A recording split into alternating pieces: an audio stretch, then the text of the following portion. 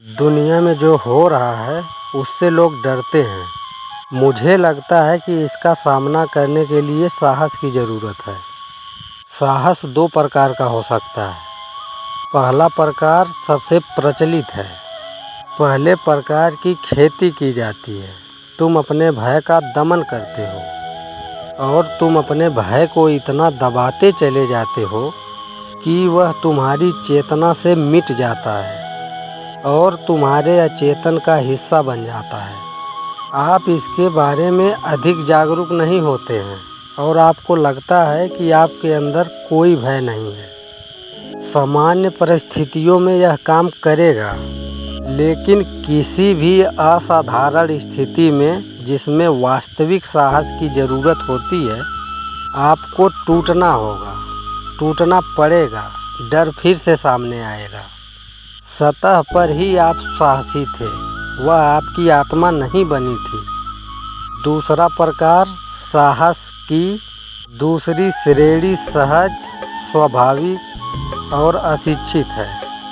यह डर को दबाने से नहीं आता है, यह डर को समझने से, अपने डर को गहराई से देखने से आता है। और जिस क्षण आप भय को देखना शुरू करते हो, भय वास्तविक होने लगता है, क्योंकि अचानक तुम्हें पता चलता है कि तुम वह नहीं हो।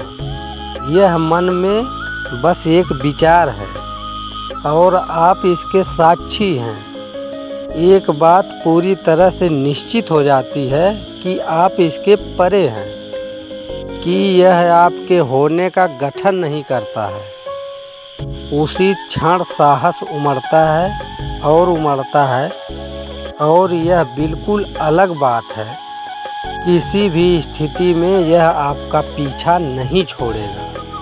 मृत्यु भी इसे नष्ट नहीं कर सकती। मैं दूसरे प्रकार का साहस सिखाता हूँ। दुनिया भर में सभी प्रकार के सैनिकों के लिए पहले प्रकार की आवश्यकता होती है। दूसरे प्रकार की ज़रूरत है सन्यासी को।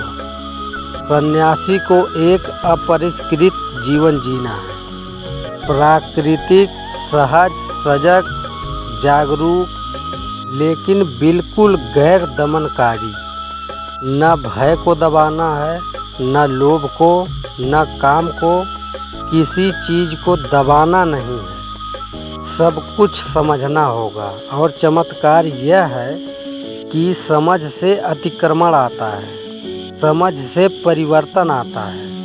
हमेशा याद रखें कि साहसी और कायर के बीच का अंतर यह नहीं है कि साहसी व्यक्ति को कोई डर नहीं है और कायर को डर है। नहीं, यही अंतर नहीं है। दोनों को है डर, उसी अनुपात में। फिर फर्क कहाँ है? अंतर यह है कि साहसी आदमी डर के बावजूद चला जाता है और कायर डर के कारण रुक जाता है। दोनों को है डर। यदि आप एक साहसी व्यक्ति को खोज सकते हैं जिसमें कोई डर नहीं